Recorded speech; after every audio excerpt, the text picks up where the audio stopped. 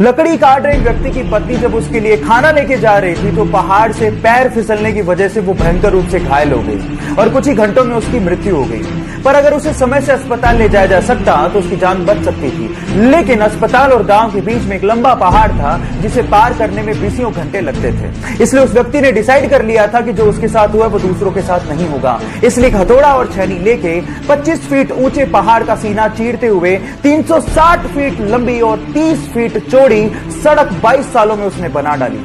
Yes, I am talking about Dashrath Manjhi. Guys, यहां सीखने लायक बात यह है कि अगर जुनूनियत हो तो कुछ भी असंभव नहीं है।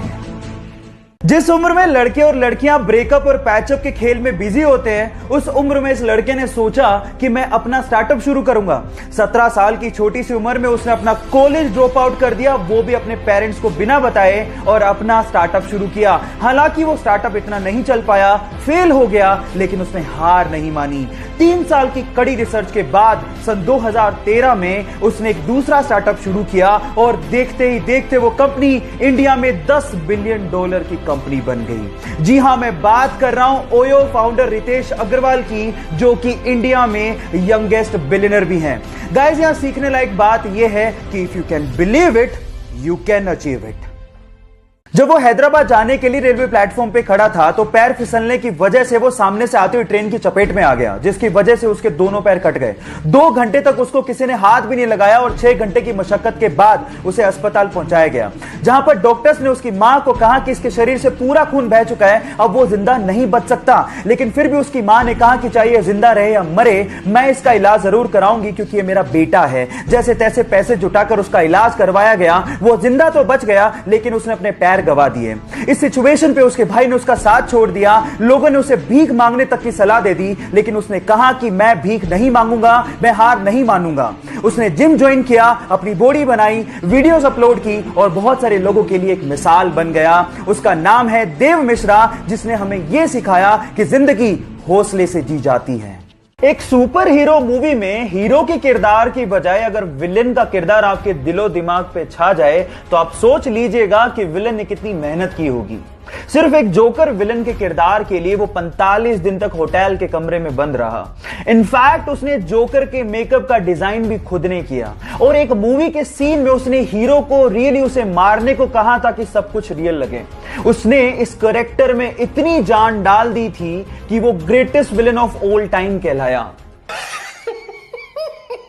और इस किरदार को निभाने के बाद उसे golden globe award, Oscar award तक दिए गए, लेकिन उसे रिसीव करने के लिए वो जिंदा ही नहीं था। कहा ऐसा जाता है कि ड्रग की ओवरडोज की वजह से फिल्म रिलीज से 2 महीने पहले ही उसका देहांत हो गया। अगर आप उस सुपर एक्टर का नाम जान गए हो तो एक बार चैट सेक्शन में उसका नाम लिखना मत भूलिएगा। 1997 में पैराशूटिंग के दौरान उसका पैराशूट ही नहीं खुला और वो सीधे जमीन पर आकर गिरा। बुरी तरह से जख्मी होने के बाद वो कई महीने तक हॉस्पिटलाइज रहा, लेकिन उसके बावजूद भी उसके अंदर का एडवेंचर का जुनून खत्म ही नहीं हुआ। जैसे तैसे रिकवर करने के बाद माउंट एवरेस्ट को फतेह करने के अपने बचपन के सपने को पूरा करने के लिए निकल पड़ा और 23 साल की छोटी सी उम्र में उसने माउंट एवरेस्ट को फतेह कर डाला और यह कारनामा करने वाला यंगेस्ट ब्रिटिशर बना। Yes, I am talking about Bear Grylls, जो कि अपनी मैन वर्सेस वाइल्ड सीरीज के लिए विश्व विख्यात हैं। गाइस, यहां सीखने लायक बात यह है कि लाइफ में प्रॉब्लम्स सबके आती हैं, लेकिन जो उसका डट के सामना करते हैं, लोग उसी के बारे में चर्चा करते हैं। यह बात उस वक्त की है जब पाकिस्तान के अब्दुल खालिद को एशिया का सबसे तेज धावक माना जाता था, लेकिन भारत के मिल्खा सिंह ने उन्हें टोक्यो में हरा दिया। तब पाकिस्तानियों ने कहना शुरू कर दिया ये तो तुक्का है, मिल्खा सिंह तुक्के से जीता है। तब उन्होंने पाकिस्तान में मिल्खा सिंह को इनवाइट किया अब्दुल खालिद से फिर से रेस करने के लिए, और वहां भी भारत के सपूत ने पाकिस्तान के अब्दुल खालिद को हराकर यह साबित कर दिया कि वो रेस तुक्का नहीं थी। और उसके बाद पाकिस्तान के प्रेसिडेंट अयूब खान ने मिल्खा सिंह को फ्लाइंग सिख की उपाधि दी। आज से दुनिया तुम्हें एक सिख नहीं बल्कि फ्लाइंग सिख के नाम से जानेगी। सलाम है ऐसे सिख को जिसने भारत का नाम रोशन किया और हमारा सिर फख्र से ऊंचा किया। अपनी बेहद खराब फॉर्म के चलते 2011 के वर्ल्ड कप टीम में उसका सिलेक्शन तक नहीं हुआ। लोगों ने कहा कि ये सब तो उसके साथ होना ही था, वो बहुत ज्यादा लेजी है, उसमें कोई कंसिस्टेंसी ही नहीं है और शायद अब कभी वो वापसी नहीं कर सकता। सारे फैंस निराश हो गए थे, लेकिन उसने हार नहीं मानी। उसने हार्ड वर्क किया, अपनी फॉर्म दर्शाई और 2013 में बतौर ओपनिंग बैट्समैन एंट्री मारी और उसके बाद उसने वो कर दिखाया जो आज तक इस प्लेनेट पे कोई नहीं कर सका। वनडे इतिहास में 3 बार डबल सेंचुरी मारने का रिकॉर्ड उसने अपने नाम कर डाला। Yes, I am talking about the hitman Rohit Sharma.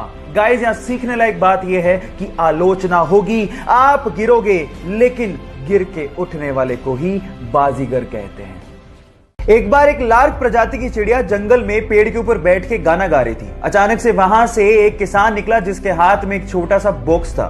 तो चिड़िया ने उसे रोक के पूछा कि तुम्हारे हाथ में क्या है और तुम कहां जा रहे हो। तो किसान ने जवाब दिया कि इस छोटे से बॉक्स में छोटे छोटे से प्यारे से कीड़े हैं जिसे बेचकर मैं पंख खरीदने जा रहा हूं। तो चिड़िया ने जवाब दिया कि पंख तो मेरे पास भी हैं, क्यों ना हम एक काम करें, तुम मुझे कीड़े दो, बदले मैं तुम्हें पंख दूंगी जिससे मुझे कीड़े ढूंढने नहीं जाना पड़ेगा।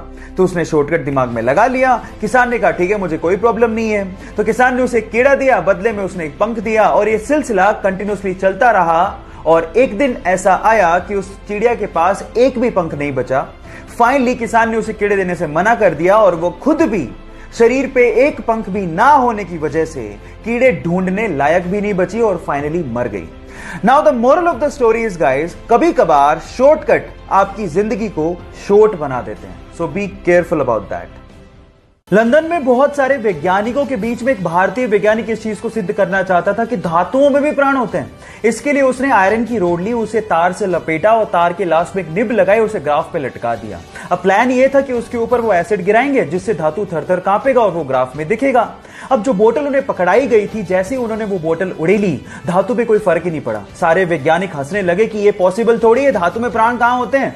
तो उसके बाद उन्होंने वो बोतल उठाई और वो गट-गट करके पी गए, क्योंकि उन्हें पता था कि किसी ने धोखे से एसिड को बदल दिया गया है। बाद में पियोन ने माफी मांगी और उन्हें ओरिजिनल एसिड की बोतल दी गई और बाद में उन्होंने वो एसिड धातु पे गिराया और वो सारा प्रभाव ग्राफ पे दिखा और ये सिद्ध हो गया कि धातु में भी प्राण होता है। जी हां, मैं बात कर रहा हूं जगदीश चंद्र बसु की और ये बात है 1911 की। बात अजीब है लेकिन सच है। उसे बहुत दिनों से खून की खांसी हो रही थी। डॉक्टर्स ने उसे कहा कि तुम स्कैन क्यों नहीं करवा लेते, पर उसे तो भारत देश के लिए खेलने की धुन सवार थी। उसने डॉक्टर को जवाब दिया कि क्या हो गया डॉक्टर, जब एक सैनिक हमारे देश के लिए गोली खा सकता है तो क्या मैं खून की उल्टी के साथ खेल नहीं सकता। लेकिन हालात बहुत ज्यादा खराब थे। जब रिपोर्ट्स आई तो पता लगा कि उसे कैंसर है और इसके क्योर के लिए उसे बाहर जाना पड़ा। वो कम से कम 1 साल तक अपने खेल से दूर रहा। लोगों ने यह तक कहना शुरू कर दिया था कि अब कभी वो वापसी नहीं कर पाएगा, लेकिन उसने मेहनत की और वापसी करने के बाद उसने अपने वनडे करियर का सबसे बड़ा स्कोर बना डाला। Yes, I am talking about Yuvraj Singh, जिनका कहना है कि अपनी तकदीर को तुम खुद लिखो और कभी जिंदगी में हार मत मानो। एक बार एक बंदा सुबह अखबार पढ़ रहा था। अचानक से उसकी नजर डेथ कॉलम पे पड़ी जिसमें उसका नाम लिखा हुआ था। यह देख के वो हक्का बक्का रह गया। एक्चुअली गलती से अखबार वालों ने उसका नाम छाप दिया था। वो सोचने लगा कि मैं जिंदा भी हूं कि नहीं। थोड़ी देर में होश में आने के बाद उसने सोचा कि मैं देख तो लूं कि लोग मेरे बारे में लिख क्या रहे हैं। तो जब उसने देखा तो वो हैरान रह गया। एक्चुअली उसमें लिखा हुआ था कि डायनामाइट का बादशाह मर गया, वो मौत का सौदागर था। ये शब्द देख के वो सेल्फ रियलाइजेशन में चला गया और सोचने लगा कि मरने के बाद क्या इस तरह से लोग मुझे याद रखेंगे। उसके बाद उसका हृदय परिवर्तन हो गया और उसके बाद उसने शांति के लिए काम करना शुरू कर दिया। Yes, I am talking about Alfred Nobel, जिसे हम नोबेल प्राइजेस के लिए याद रखते हैं। अब मेरा सवाल आपसे यह है कि मरने के बाद आप क्या चाहते हैं कि लोग आपको कैसे याद रखें? चैट सेक्शन में लिखना मत भूलिएगा। एक किसान एक व्यापारी को डेली 1 किलो मक्खन बेचता था। अब एक दिन परखने के लिए उस व्यापारी ने मक्खन को तोल के देख लिया कि वो मक्खन 1 किलो है कि नहीं है, और वो मक्खन 1 किलो नहीं निकला। इस बात पे व्यापारी किसान को अदालत ले गया। अदालत में जज ने किसान से पूछा कि तुम किस बाट का इस्तेमाल करते हो। तो किसान ने कहा कि माय बाप, मैं तो अनपढ़ हूं, मैं कोई बाट का इस्तेमाल नहीं करता, लेकिन मेरे पास एक तराजू है तोलने के लिए। तो भी जज ने कहा कि तुम तोलते कैसे हो। तो इस बात पे जो किसान ने जवाब दिया वो आप लोगों को सुनना चाहिए। किसान ने कहा कि ये तो अब मुझसे मक्खन खरीद रहा है, मैं तो इससे कब से ही 1 किलो ब्रेड खरीद रहा हूं और उसी 1 किलो ब्रेड को तराजू के एक पलड़े में डालकर मैं इसे मक्खन तोल के दे देता हूं। अब आप समझ तो गए होंगे कि गलती किसकी है। Now the moral of the story is guys, जैसा बोओगे पाओगे वैसा ही, इसलिए B careful about your Karma.